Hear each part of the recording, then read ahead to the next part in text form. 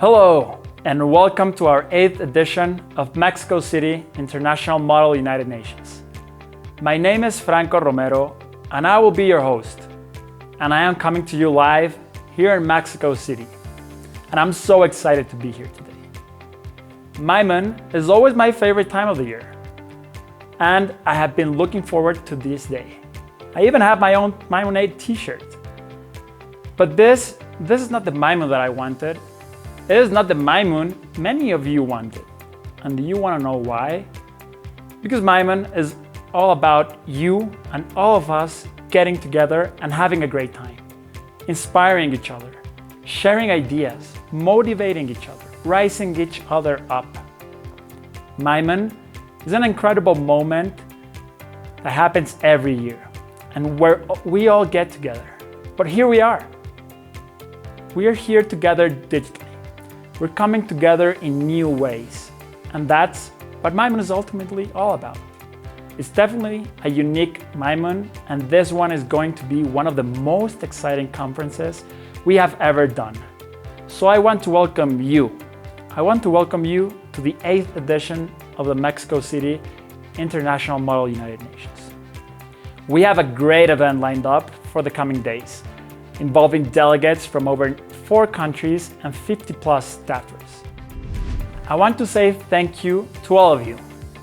Thank you to our amazing teachers who have taken great strides on continuing our education in this virtual world, and for working together with us on making this event possible.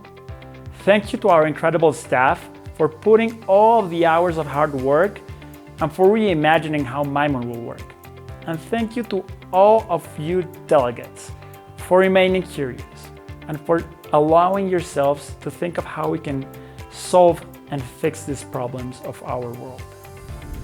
To get things started, we'll go over to Ian Miller, our Master Sergeant at Arms, to kick things off. Good evening, delegates, faculties, and all family members. I hope everyone is well at home. My name is Ian Miller, and it's an honor to be your Master Sergeant at Arms this year. Going virtual has created some challenges for us, so I'm going over some ground rules for this year's conference. First, if you have not already, please make sure you register on Discord to obtain your personal ID number. Do not share your personal ID number with anyone. This is how we will verify who you are for committee and treat your ID like your badge or your credentials. Second, dress code for the conference is Western business attire, so make sure you dress accordingly. Please look presentable. We strongly encourage you to have your camera on during session, but we understand that internet bandwidth may be a concern, so it's not a requirement. Always be in touch with your dais. Third, comfortness. We'll be sitting in front of the computer for a long time, so I recommend you to find a proper and comfortable place to work. Also, try to avoid loud noises or movement that might distract you or your peers. Fourth, last but not least, we have a zero tolerance policy on bullying. Please let us know if at any point of the conference you feel uncomfortable. Finally, when you leave here tonight for the rest of the conference, be on time for committee and respect each other. And also respect MIMUN staffers who have worked so hard to get this all set up. Thank you for your time, and let's have a great conference. Thank you, Ian. I've duly taken all relevant notes from your recommendations. It's honestly been over a year since I've used anything other than shorts. I do feel like a real person. And now to keep things moving, I would like to welcome Nicole Wilsey, our Executive Director, coming live from Chicago, to talk us through about who is Mundo and what drives us as a company. Hi.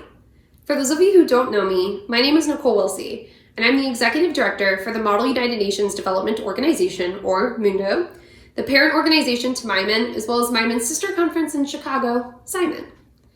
I can't believe that just over a year ago I was standing in front of 300 of you, talking about my love for Model UN and how it shaped my life. I talked about my lifelong friendships and the skills that I gained from Model UN that I still use in my day job as a software developer. And all of that still stands true. Every year, when I give this speech, I say that I'm confident that this is going to be the best MIMUN yet. And MIMUN 8 is no different. This is going to be the best MIMUN we've ever had, and that's a pretty high bar to beat. The planning for MIMUN starts far in advance. We started planning this edition a full year ago. This summer, your steering committee, along with the Mundo Board of Directors, spent countless hours researching and attending demos for every technology platform that we could find. We tested these platforms ourselves extensively and with the help of some of you. We worked to find the best technology that we could and to make sure that we kept our committee small to give you the best MIMUN possible. MIMUN is the end of Mundo's Model UN season, and after almost 8 years, I've come to realize it's how I mark the passage of time. I've seen some of your advisors year after year for almost a decade. I enjoy seeing all of you, catching up, and talking about the past year, what you've accomplished academically, personally, and just seeing you all. But it's really hard for me not to be in person at MIMUN this year, not to have that physical marking of another year passed. But when I think about it, we do still have it. While virtual, we're still all here together. We're still all learning and growing and participating in the activities that spark joy for us, like Model UN. So I'm so excited to see what you all can accomplish this weekend, and I really hope that I can see you in person in 2022. Thank you. Thank you, Nicole. Every time I hear you, I get inspired all over again. And now, moving to our main keynote, I would like to introduce Gabriel Lavate. Gabriel has more than 15 years of work experience with UNEP, OECD, ILO, UNDP, UNICEF, and the private sector. His work is mostly interdisciplinary, including modeling of efficient investment paths for CO2 reductions, environmental valuation, quantitative poverty analysis, household service, debt for environmental swaps, and integration of social issues into land use and biodiversity conservation policies. Lately, his work has concentrated on cost-benefit analysis of REDD+ policies and green financing. Hello, my name is Gabriel Lavate. I work for the UN Environment Program, and the topic of today's conversation is climate change. Let me start with a bit of history, and this is: when was the last time that concentrations of greenhouse gases in the atmosphere were as high as they are today? And the answer to the question is 4 million years ago. And it was a very different world. That was a world in which trees were growing near the South Pole and where water sea levels were about 20 meters higher. You may ask, so what? I mean, that was then. Here we are now. Nature has adapted. And the answer to that question, which is a very valid question, is that the problem is the speed of change. What took 4 million years to happen now is taking place in only 150 years. Nature simply cannot adapt. What kind of problems this could bring to all of us? How serious these problems could be? The answer is not that easy to provide, but when you take the whole picture into account, it's not really good. It's not good at all. You may have already heard that some species are going extinct. In fact, the rate of extinction now of species, plants and animals, is about 1,000 times faster than the historical average. You may also remember that a week ago, Texas, our neighbor in the US, had a really, really bad winter, a cold spell. That kind of weather could become much more frequent. Part of that is because there is a water circulation system in the Atlantic that brings cold water from the North Pole to the tropic, then it sends warm water back to higher latitudes and works as a sort of heating system for Europe and the US and a sort of air conditioner for those in the tropic. Well, that current is being disrupted. Changes to that could result in having these Texas cold spells have been taking place much more frequently. Changes in the monsoon pattern, which is the annual rainfall, upon which 1 billion people in India and Bangladesh depend. The Amazon could be transformed from a forest into a savanna because of changes in precipitation patterns and because we are cutting down the Amazonian forest and may not recover. Or maybe places on Earth will become too hot to inhabit. The number of days that are becoming dangerous for us to get outside are increasing every year. So yes, the problem is serious enough. And I have to tell you that actually my generation, I am 56 years old, has not been good to you and has not been good to your future children. The future really depends on you. And believe me, that's the best news. Or at least that's a really good news for me. I want to share with you something I asked the organizers to put now on the screen. A web page we have at UNEP that we called the 6 sector solutions to climate change. There you will see the main sectors contributing to to add greenhouse gases in the atmosphere. You will see there energy, industry, food, forest loss, transport, building and cities. What you see there is expressed in terms of gigatons. Gigatons is 1 million tons.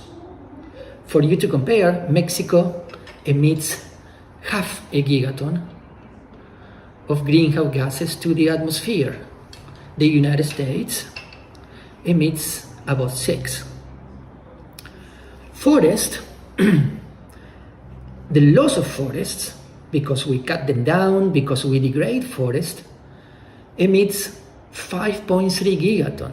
In fact, if forests were a country, forests would be the 3rd biggest emitter in the world, only behind China and the United States, and above the emissions of the whole European Union. There, in that web page, you can click and you can see the different contributions, and you can see also solutions that each of these sectors can provide to decarbonize our life and our economy. So the message that I want to give you is that yes, there are solutions, but they need to be implemented. And you can be the factor of change. And it's my hope that you will be the factor of change. So what is that you can do? Well, there are a number of things. Some of them you are already doing now. First of all, learn. Get familiar with the problem. Explore the solutions. Second, again, something that you are doing now. Participate in debates. Express your opinions. Exchange ideas. Third, see what changes you can do in your life. For example, we could cut 4 times the emissions of Mexico only by reducing food waste. Half the amount of food from the field to our houses, half of that is lost. It rot, gets waste. Maybe we can eat a bit less meat every day. Cows are a major source of greenhouse gases.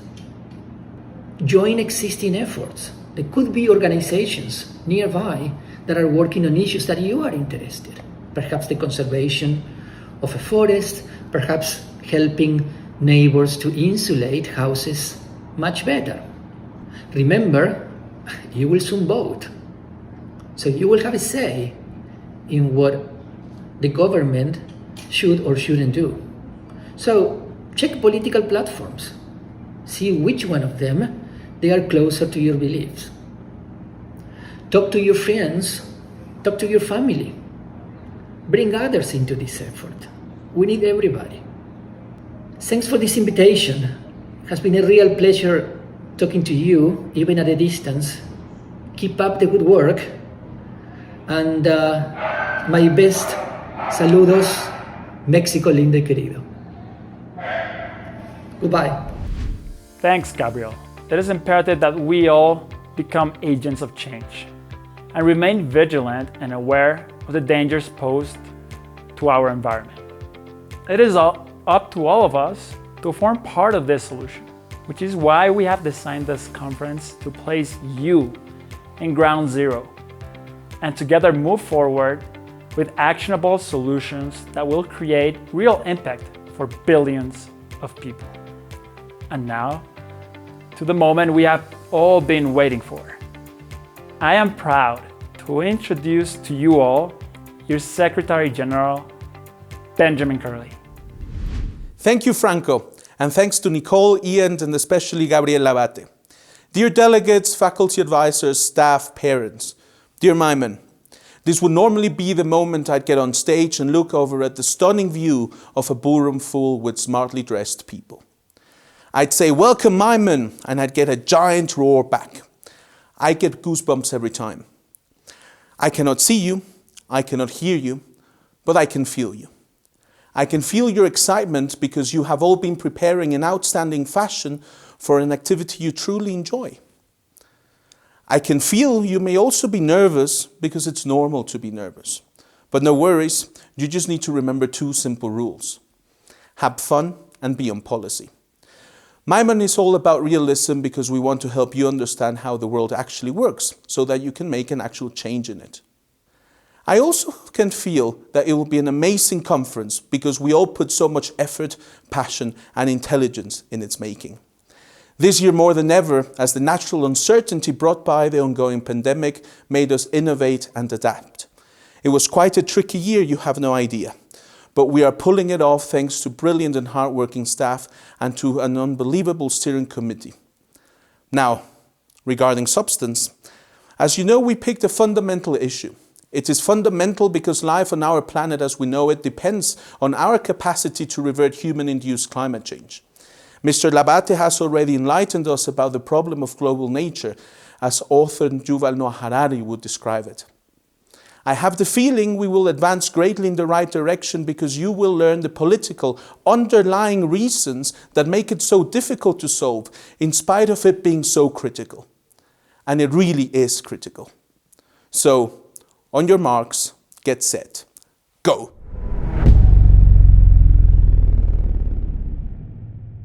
Boil Cold War emerging between the United States and China. Tensions between the US and China are... Tensions between the US and China have escalated. To make it real clear to China, there are international rules that if you want to play by, we'll play with you. If you don't, we're not going to play. China's decision to place an apparent indefinite ban on Australian coal imports through a major port.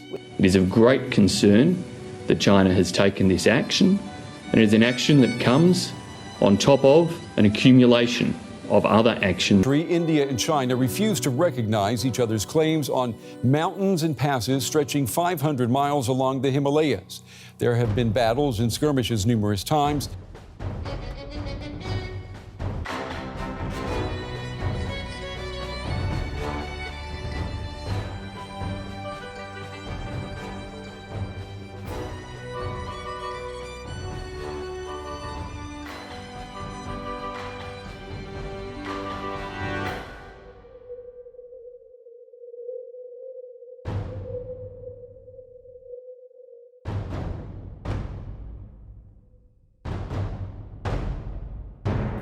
力争于2030年前达到峰值，努力争取20... We're going to invest $1.7 trillion in securing our future so that by 2050, the United States will be 100% clean energy economy. Many people seem to have this double moral that they say one thing and then do another thing, that they say that the climate crisis is very important and yet they do nothing about it.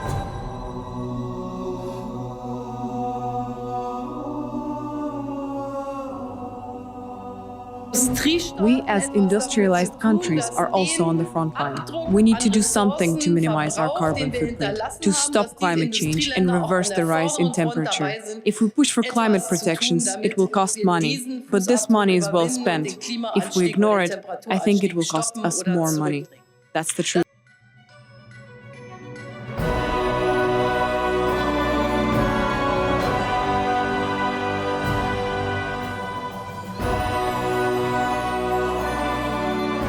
We're not going to ban fracking. Da queimada na Amazônia, que no meu entender pode ter sido potencializada por ONGs, porque eles perderam grana. Dizer que a Amazônia é patrimônio da humanidade e um equívoco, como atestam os cientistas, afirmar que a Amazônia, a nossa floresta, é o pulmão do mundo.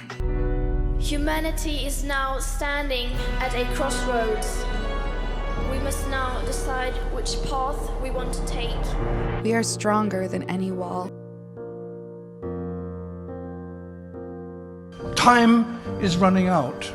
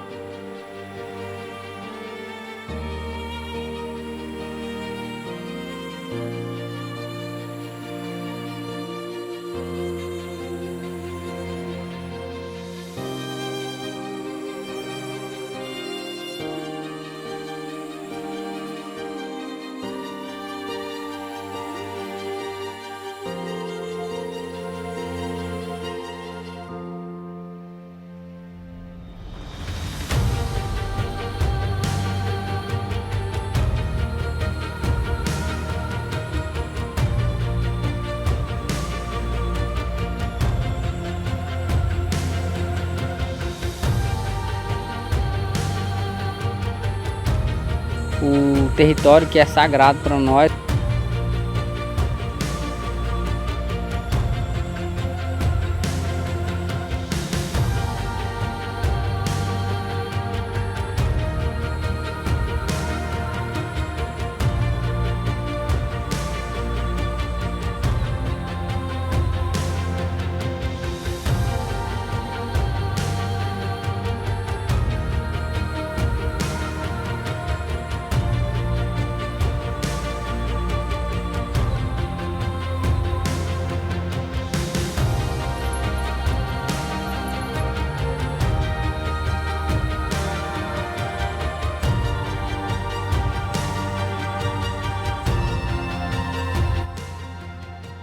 Can't wait for governments and corporations to make the shift. People must.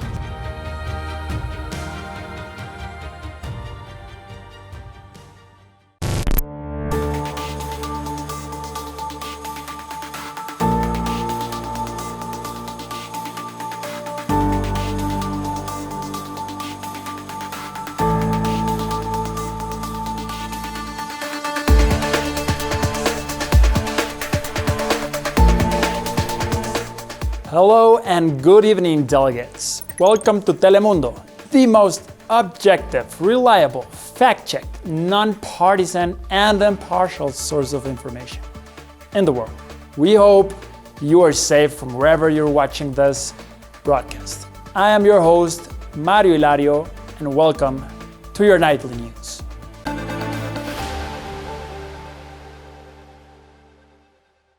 As Joe Biden leads his administration into its first 100 days, a politically surreal America reacts to the many executive orders that the president has passed. Priorities such as addressing racial inequality and achieving 100% clean energy America are featured greatly on the president's agenda. Yet, the devastating pandemic and a divided country will continue to be major obstacles to short-term success. On the topic of climate, the recent climate and energy crisis have shown up how unprepared some states are to deal with the extreme weathers. As the country remains split on this issue, human-induced catastrophes will continue to occur, and Joe Biden will push for greener agendas not only domestically, but internationally. The US has not only returned to the Paris agreements, but has also called out other countries for their lack of action on the environment. As an instance, both Biden and Vice President Kamala Harris have publicly criticized Bolsonaro administration for mismanaging the Amazon region and largely contributing to climate change. And the US hasn't been the only one to critique Brazilian environmental inaction. Many other countries and NGOs have tried to exert pressure on the Brazilian cabinet to reduce deforestation and threats to indigenous populations. On the other side of the world, interesting developments have occurred on the Asian continent. China seems to be dealing with multiple situations at a time.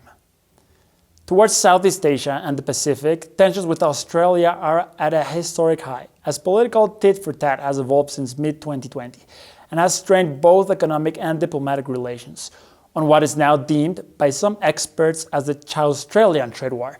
China is now rejecting to take millions of tons of coal from Australia. Currently, 65 coal vessels originally intended for shipment to China are stationed on Australian waters. If China refuses to take these resources, or if Australia can find the alternative buyers, the island will suffer terrible economic consequences. Nonetheless, it is uncertain how far China is willing to go to make a statement, as maybe as far as threatening their own energy security.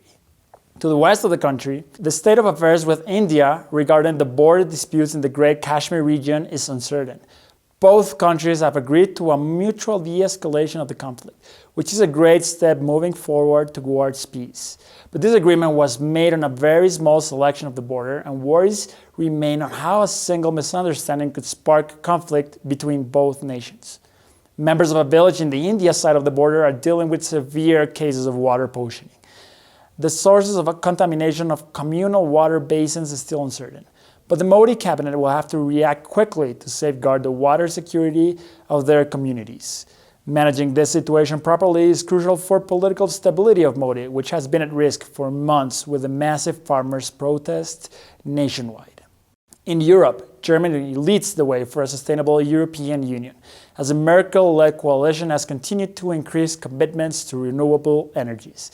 Yet, the public reception of these policies has been rough. The German people are displeased with the inefficacies and economic losses derived from clean energy expansion. The increasingly unpopular cabinet might have to balance their political objectives with public demands if they wish to maintain power in the next elections. If they don't manage to satisfy their people's demands, other fossil fuel exporting countries such as Russia might find a way to do so. I am Mario Hilario, and this has been Telemundo. Stay tuned for more truthful information.